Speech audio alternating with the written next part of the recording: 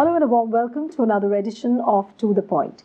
India recently had a roller coaster ride with its gold medals at the Commonwealth Games. What does it mean for the sports in India, and how do the sportspersons get ready for big events like Asiad Games and also the Olympic? Joining me now is the proud Union Minister for Sports who's just returned from Gold Coast. I welcome Mr. Rajyavardhan Rathore.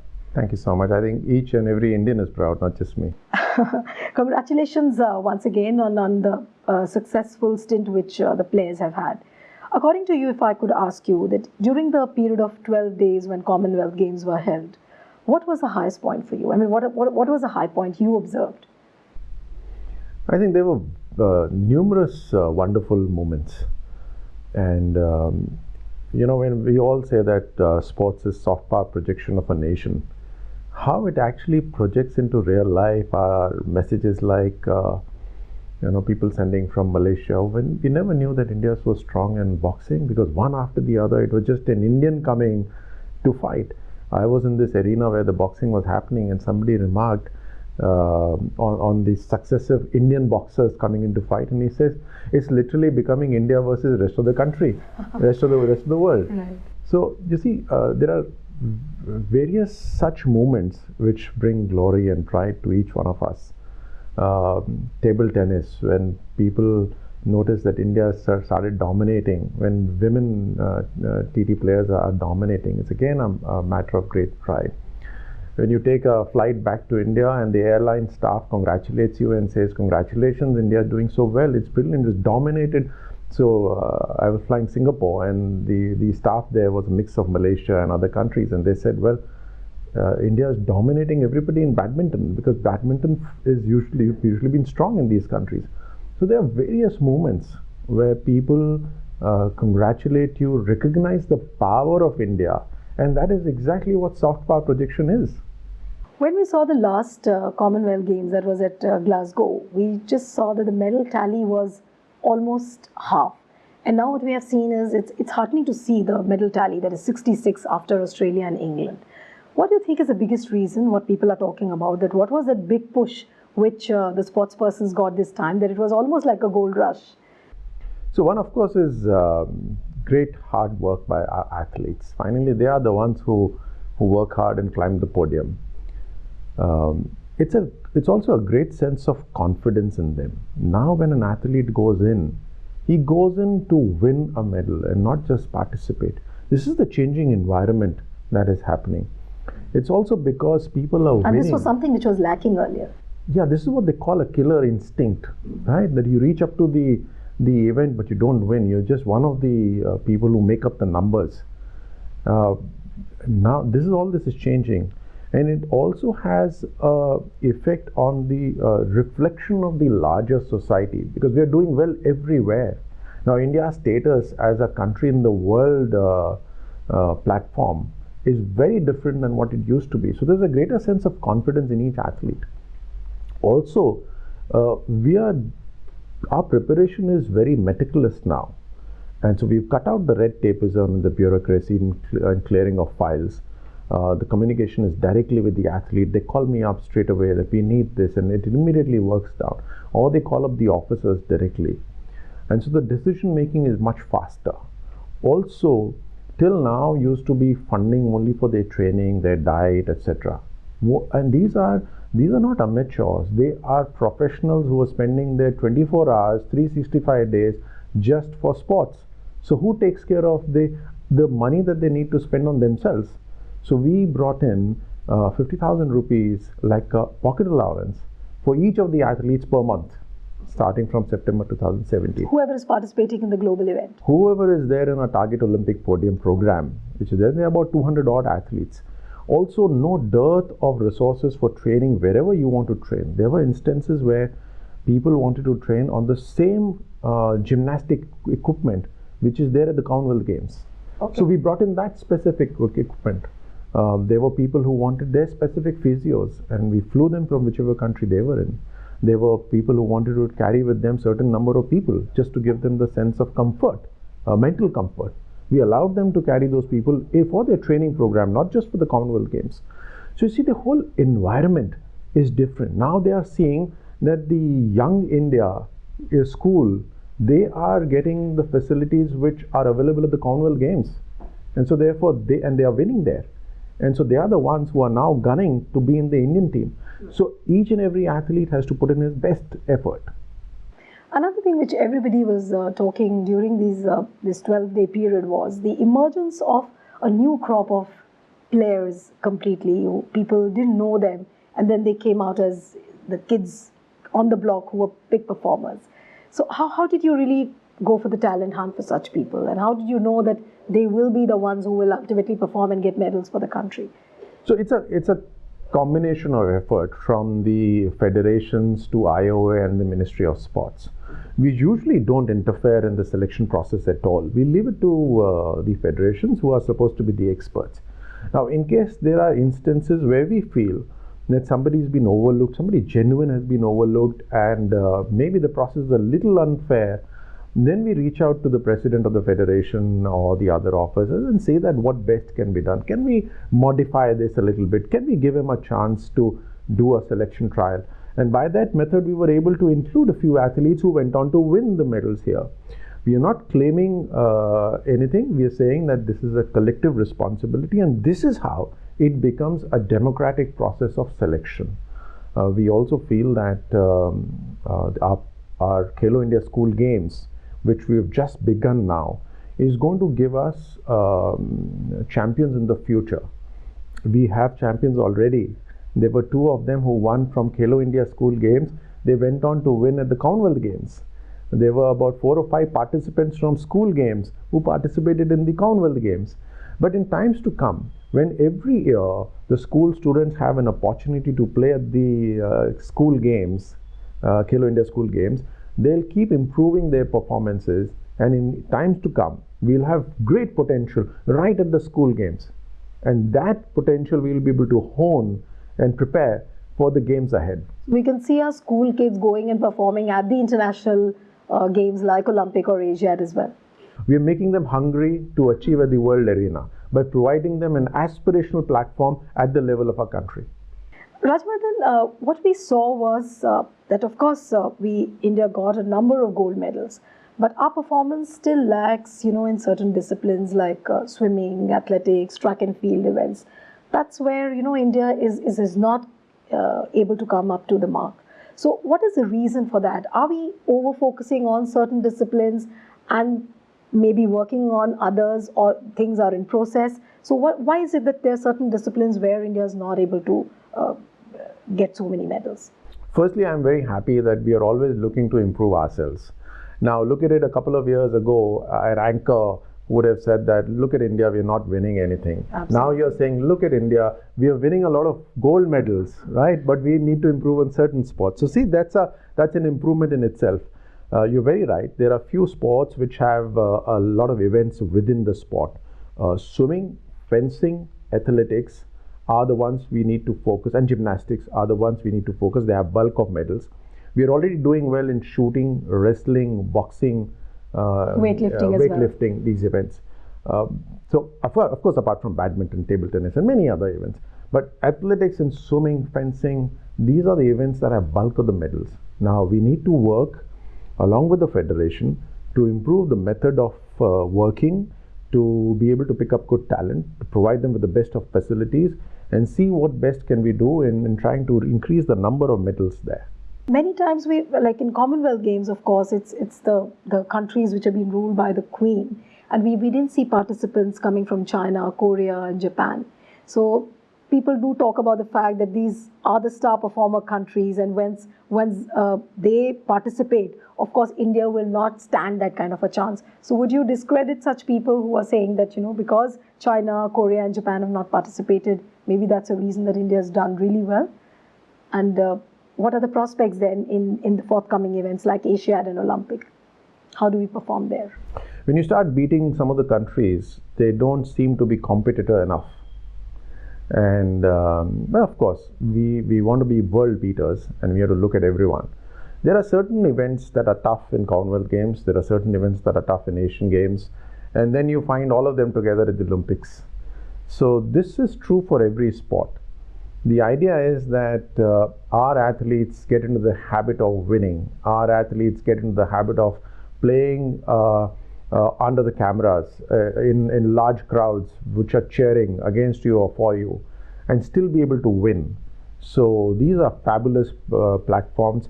And remember, they come once in 4 years, mind you, right? It's unlike a T20 match which you'll play many times, right? Or a one-day match or a test match.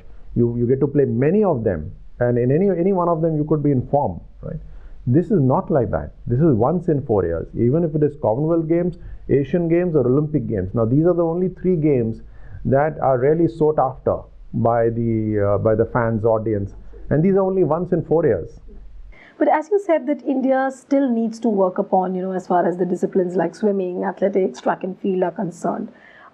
Where are the challenges in these disciplines? Why has India lagged behind, it feels like this, and how are you really going to work upon these disciplines? See, variety of factors are there. I think to put it all together, one is the emphasis of the government for these sports to become priority sports. Is our attention on sports or not? Is our attention on youth or not? And I think it's very apparent that Prime Minister Modi is very, very concerned about the youth of the nation, and the fact that education is not limited to your classrooms or to your notebooks, and there are a lot of lessons of life that you learn on a play field. He's also very concerned about development of gurus or coaches. And as you noticed in the first Khelo India School Games, we had an entire presentation on the Guru-Shishya relationship and how to build on that. We have a scheme wherein we will invest into development of community coaches so that we can develop our gurus to become better. We are now also ensuring that when we hire a foreign trainer, it's mandatory for that trainer to train at least 2 Indian coaches. Okay. So that our coaches also get trained. This is a program which has been happening in China, but I'm just surprised why it was not emphasized in our country. Now we are ensuring it. We're also ensuring that our Indian athletes can train anywhere in the world with the coaches that we are hiring, but we would prefer that they train in India, so that a lot of other students can at least see the athlete, the best of the athletes training under a foreign coach and can emulate them. In terms of preparing grassroots sports separately, developmental sports separately, and the elite athletes separately. So this is very much required. You have in the army, you have special forces conducting special training. That training is not meant for everyone. Similarly, your elite athletes need to train separately. So we have an elite training development program, which is Target Olympic Podium. So from what you're saying, we should remain hopeful of the Asiad Games, which are going to come very soon. So how hopeful are you of this, since the medal rush has already begun for India? So what are your expectations from the Asiad? See, I know that before the Commonwealth Games started, there were a lot of numbers being put as to how many medals will we win. We've come back with a very rich haul, especially of the gold medals. But I, as a sports minister, am saying, don't count now. Okay. Let's start counting in 2024, 2028. We need to have that much of time. We've heard of sayings like catch them young, but where have we actually gone to catch these young people? We have now put that program into action. Okay. We put the program for elite athletes into action. It all takes time, but I trust my athletes and I'm with them through thick or thin. You lose or win. In fact, one of the things I stated before they went was, don't worry about losing or winning. Just go and do your best. Because that is what is your memory, and that is the memory that is the takeaway that the fans also take from you. How well did you fight there? Right. It's not about winning by cheating or by other means. No, we are not interested in winning at any cost. We want to win fairly, squarely, and we want to win with a sense of pride. But when it comes to talent scouting, you said that the earlier slogan was "Catch them young." So what is the new slogan for the sports ministry to get the right talent on the turf? No, there's no slogan. Now it's time to get into action. Okay. So we are already executing our Catch Them Young program, which is what we started by Khelo India School Games, without repeating really, to create an aspirational platform for our school students so that they should want to become heroes at the national stage. And so they start preparing accordingly. Every child wants to be recognized, and every child has a talent. Now, those who have a talent in sports, can we not as a nation provide a platform for them to excel and for all of us to clap and pat their back? This is the program which is Khelo India School Games. Now, my question to people who are watching is, when did you last have a mohalla competition? When did you last have a school competition where the other schools came to watch? That is my question to you. So you don't really have to wait for anyone. You can create a fantastic atmosphere within your society. And who says that you need a full cricket field to play? Even a gully cricket is fantastic, right? You need a tennis ball or anything. You can play anywhere. You can play table tennis on your dining table, right? The question is, are you playing or not? The question is, are you supporting those who are playing or not? That's the main point. That is what is Catch Them Young. And very soon we will have a program. Right now we had a program for under 17 in Khelo India School Games. Right.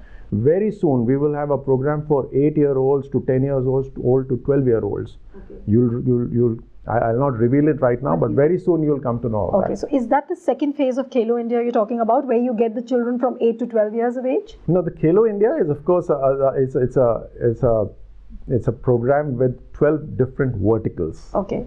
One of the verticals was the Khelo India School Games, which is under 17. One of them is going to be under 21, the Khelo India College Games. Okay. And one of them is about finding young talent, which we will reveal after a couple of months. Okay, okay.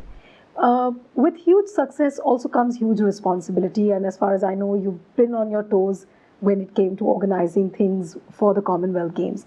Now that you're back, and I think in just about 2 days from now, we will have the IOC president, that is the International Olympic Committee president, Thomas Bach, be in India. So what is the strategy going to be once he's in India? Is India going to bid for something big? I think India as an emerging nation, becoming financially, economically more robust, with a very large population who is spending. A lot of sports are looking at making a mark in our country. The IOC president is coming in. We will have an interaction with him. He'll spend about 2-3 days in our country. The idea is more to interact with him and also to sort of synchronize our efforts. Okay. And for him to also realize that the government is committed towards sports, towards bringing in transparency in the sports, in the running of the federations, towards ensuring that our youth have a healthy future, which is drug-free and dope-free, and the government is committed to that and creating programs for that.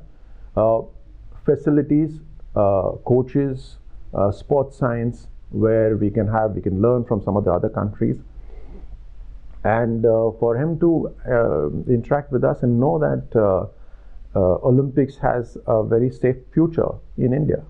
So basically, you're saying, from what you're saying, that he will take around, and as you said, that he's going to spend about 2-3 days in India, seeing that whether India is ready for big games like Olympics. So are there any indications that India could bid for Olympics maybe, and is there anything concrete which is going to come out of this visit of the IOC president?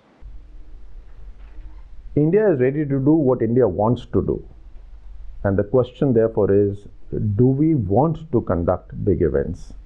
I think amongst our priorities first is to be able to provide the right environment and opportunities and many smaller level of playing fields to our young generation around the country.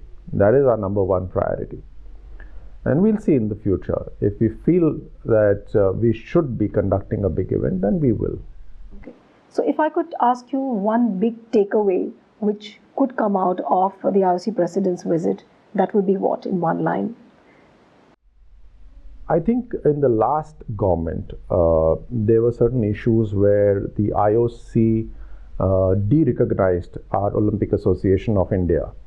And there was a period in between where Indian competitors had to compete under the IOC flag and not under Tiranga. It's important that the IOC realizes that the government is committed towards transparency in governance, good practices of governance, bringing in ethics in sport, bringing the age profiling in sports administration, And perhaps all the rules of good governance that IOC follows, we need to introduce them and ensure that they are complied with in our country. Okay. It's more of understanding each other, that where we stand towards our sports and our commitment to the young generation. Of course, IOC would be looking at India hosting the games ahead. But like I said earlier, India will do what India needs to do. We've all seen in the past that as far as the sporting federations are concerned, they've turned out to be a sort of Achilles heel for India's sports.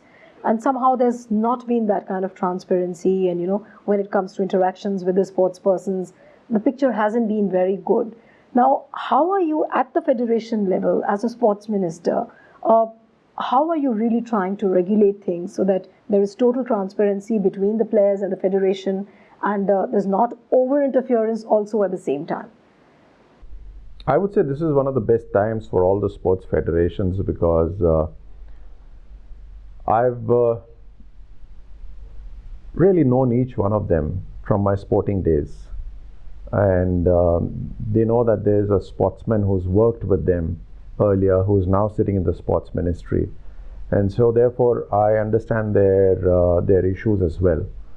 In the last couple of months, the working with them has been very smooth. Very patiently we've been pushing for enhancing the transparency, the efficiency of working. The selection methods cannot be partisan at all. Providing more opportunities for the younger generation. So the junior program has to be more, there has to be investment in the junior program. Also including the para-Olympians or the para-athletes into the main training camps. So we've been working on all these issues, and we've been working very smoothly, and I feel that it's a collective effort. You see, whenever any team wears a tiranga on the chest and writes India, then the responsibility of that is a collective responsibility. It cannot just be left to one particular society, and because when that team plays, they are reflecting the pride of the entire nation. It's all connected to them, and therefore everybody is responsible, and everybody needs to come together, and that is by far the best method of function. When you talk about so many sports and how the sporting culture is going to be changed, another sport which has been known as India's national game, and that is hockey, but somehow things don't look up too much as far as hockey is concerned. So are we doing anything to improve the prospects of hockey? No, hockey is under a good, able leadership right now. Mr. Batra is doing a good job in the International Federation. He has professionals running the Indian Hockey Federation, and therefore I would still keep my trust in them. We will continue to support them in whichever manner, whichever scientific trainers they want, whichever coaches they want, wherever they want to play. We'll continue to support them, but I would still keep my faith in them. A debacle or two should not really, pull us back to change our strategy or to lose faith in the leadership.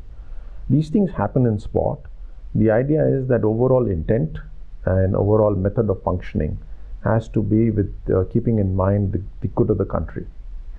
Coming to one or two quick political questions. As a sports minister, you are obviously worried about the sporting culture and how sports will be developed. But at the same time, you are a Lok Sabha MP as well. You have a constituency to tender to. Now, Rajasthan soon will be going to polls. And what kind of chances does BJP stand, given the fact that recently in the by-elections which were held, BJP lost out? So what are the prospects of BJP in Rajasthan at the moment? So since we have been talking on sports, there are some people who are made for the big matches, and there are some people who do well in the practice matches. Not to say that we didn't feel bad about losing the by-elections. Of course we felt bad, but the main match, the main game is yet to come. And you will see that BJP will do well. The reason is that all around in the country, there is a great sense of belief in the leadership of our Prime Minister Modi. Politics is changed forever in our country. It will never go to the kind of politics which was there in yesteryears. There's increased commitment by the leadership, there's increased transparency, and with newer technology, it's very essential to connect with the voters. In the many states that are now aligned with BJP and want the same system of governance, I'm sure Rajasthan will also vote for the same. Okay. We've had a debacle in the by-polls, but that was not the main match. And there are people who are made for the big match. Okay. And there are people who play the smaller ones. We will come in with connecting with the entire population and ensuring that they realize the sort of work that has been done by the government, both in Rajasthan as well as the centre. In Rajasthan, a great amount of work has been done in terms of Bhamasha card, which is a visionary program created by empowering the lady of the house, giving her the funding directly into her bank account, including the labour card that has been made, wherein anybody who works for 90 days gets a labour card made by the local contractor, and his children's education and health is ensured by that. Similarly, conservation of water, an entirely non-political program. So there's a lot of work that has been done, and I'm sure people of Rajasthan will stand by the entire nation, wherein they have been supporting the Bharatiya Janata Party. Also, as the Minister of State for I&B, another cause of concern has been the recent phenomena of fake news, over which there has been a lot of controversy and people have been asking questions. What is being done about fake news in the country? What can you really tell the people who are questioning this whole idea of fake news, which is doing the rounds on social media as well as in the mainstream media? How do you tackle this menace? See, there's a responsibility upon each of the media house. A large number of people are dependent on sourcing their news from those media houses. And so therefore every journalist and every media house has a responsibility to bring the news to the people as is the news. Now, in today's times, because of the technology, there is a pressure on each of the media house to disseminate their news at the earliest possible time, and therefore the checks and balances which used to be there in the earlier print is not there now. But so this is a new challenge, but I'm sure the media houses will rise to the occasion, the journalists will rise to the occasion and try and ensure as much as possible. Even if something goes out wrong, they should be able to correct it as soon as possible. But Prime Minister has been very clear about it, and he said that the media will regulate themselves. We want self-regulation to happen, and that is the ideal method to go in a democratic country like ours. So is there no effort from the government side to regulate this kind of a culture, a new culture which is evolving? I mean, not going to the borders of, just completely crippling down every news which is coming. I'm not saying that. But at the governmental level, are there efforts to filter the fake and the real? Is there some kind of a filtering which we are going to see at the government level? Is that possible, really? And therefore, like I said, with the technology that we have, wherein each person has a channel in his own hand and can broadcast anything, it's very difficult for any government to come in and regulate that. The right way in a democratic country like ours, and which has been very clearly enunciated by the Prime Minister, is that each of the media houses should be responsible by themselves, and they should have a code of conduct of their own and regulate their news by themselves. And by chance, if something goes out wrong, should be able to correct it as soon as possible. The idea is the larger public gets to know news which is separated out from the views and is able to form an opinion by themselves. It was a pleasure talking to you, Rajyavardhan. Thank you so much. So that's it on this episode of To The Point. See you next time with another personality. Goodbye and thanks for watching.